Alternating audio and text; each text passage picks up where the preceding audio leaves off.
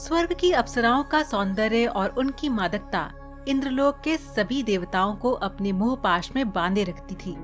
कमनीय काया वाली इन अप्सराओं की मदद से इंद्रलोक के स्वामी इंद्र देवता बड़े बड़े ऋषि मुनियों के घोर तप को भंग किया करते थे। लेकिन पुराणों में कुछ ऐसी भी कथाएं मिलती हैं जिनमें ये बताया गया है कि कई बार ऐसा भी हुआ कि स्वर्ग की अप्सराओं का हृदय धरती के योग्य पुरुषों पर आ गया। और जब जब ऐसा हुआ तो क्या हुआ, आइए जानते हैं पुराणों की वो रोचक कथाएं जिनमें अप्सराओं का हृदय धरती के पुरुषों को देखकर डोल गया। स्वागत है दोस्तों आपका हमारे चैनल समय चक्र में। मेनका और विश्वामित्र की प्रेम कथा। जब विश्वामित्र एक नए संसार की रचना करने के लिए कठोर तप कर रहे थे तो इंद्र देवता ने उनका ध्यान भंग करने के लिए स्वर्ग की सबसे सुंदर अप्सरा मेनका को धरती पर भेजा। पहले तो मेनका को अपने उद्देश्य में सफलता नहीं मिली, फिर काफी प्रयास के बाद मेनका को विश्वामित्र की तपस्या भंग करने में सफलता मिल ही गई। विश्वामित्र भी मेनका की ओर आकर्षित हो गए। मेनका भी कुछ समय के लिए ये भूलकर कि वह स्वर्ग की अप्सरा है, विश्वामित्र से सच्चा प्रेम करने लगी।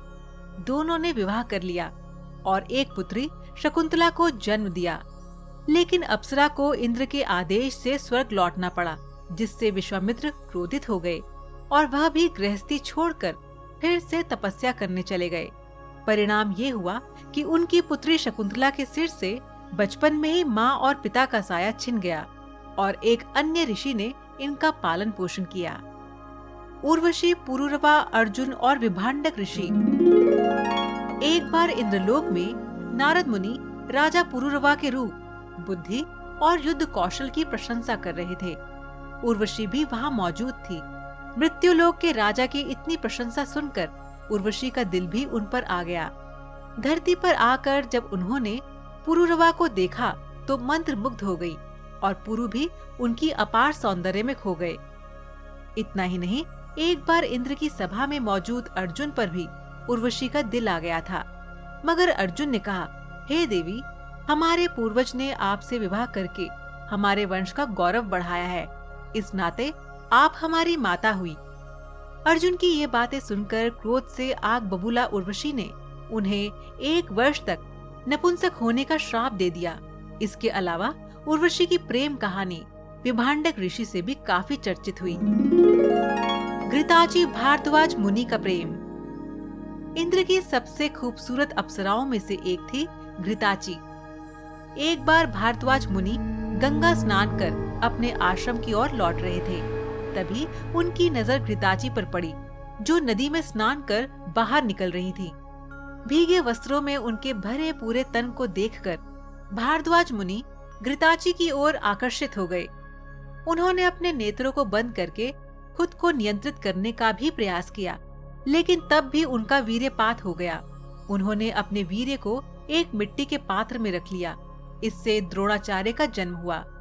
भारद्वाज मुनि के अलावा घृताची के कई अन्य पुरुषों से भी प्रेम संबंध थे। घृताची की खूबसूरत काया को निहारने मात्र से वेदव्यास ऋषि भी उससे आकर्षित हो गए थे, जिसके चलते शुकदेव उत्पन्न हुए। रंभा और शेषीरायण के बीच ऐसे हुआ प्रेम आकर्षण। एक बार भगवान शिव के वरदान के प्रभाव से ऋषि शेषीरायण रूपवान हो गए थे। एक दिन ऋषि मार्ग से गुजर रहे थे तो रास्ते में जल क्रीड़ा कर रही सुंदर कन्या पर उनकी दृष्टि पड़ गई। ये कन्या रंभा अप्सरा थी। ऋषि और रंभा दोनों एक दूसरे के प्रति मोहित हो गए। इनके बीच संबंध से कालेवन का जन्म हुआ। शिव जी के वरदान से कालेवन अजय हो गया। शेषीरायण ने भगवान शिव से ऐसे पुत्र का वरदान मांगा था जिसे कोई भी हरा न सके। जब मेधावी ऋषि मंजू घोषा के प्यार में पड़ गए। स्वर्ग की नायिका और अत्यंत रूपवती अप्सरा थी मंजू घोषा। भगवान शिव से बदले की भावना से कामदेव ने शिव भक्त मेधावी ऋषि को मोहित कर दिया और अप्सरा को भी ऋषि के प्रति आसक्त कर दिया। अप्सरा ने अपनी वीणा को भूमि पर रख दिया और ऋषि से प्रेम करने लगी। दोनों ने एक दूसरे के प्रेम में 57 साल साथ में गुजार दिए और जब अप्सरा ने जैसे ही स्वर्गलोक वापस जाने की बात की, ऋषि ने उन्हें पिशाचनी बनने का श्राप दे दिया।